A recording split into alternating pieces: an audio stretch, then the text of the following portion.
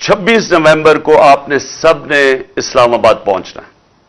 میں انشاءاللہ آپ کو وہاں ملوں گا اسلام آباد میں. تو میں یہ چاہتا ہوں کہ ہم 3.25 سال کے اندر یہی لوگ پتہ نہیں کس میں نہا کے آئے کہ یہ ایک دم ٹھیک ہو گیا اسٹیبلشمنٹ کے لیے, اور اس کے بعد یہ ہمارے اوپر پھر مسلط ہو گئے. چلے مانتے ہوں کہ اسٹیبلشمنٹ نے کوئی اس کے اوپر سازش نہیں کی, لیکن روک تو سکتے تھی نا. جانتے تو تھے ان کا ماضی. کیا ان کا ماضی نہیں پتا تھا؟ فائلیں تو ساری پڑی ہوئی ایجنسیز کے پاس ان کی چوری کی, سب کچھ. تو کیونکہ میں 3.5 سال پرائم منسٹر تھا, مجھے پتا ہے کہ ساری ڈیٹیلز ہماری ایجنسیز کے پاس پڑی ہوتی ہیں کہ ان کی چوری انہوں نے کتنی کی. تو وہ تو سب پتا تھا.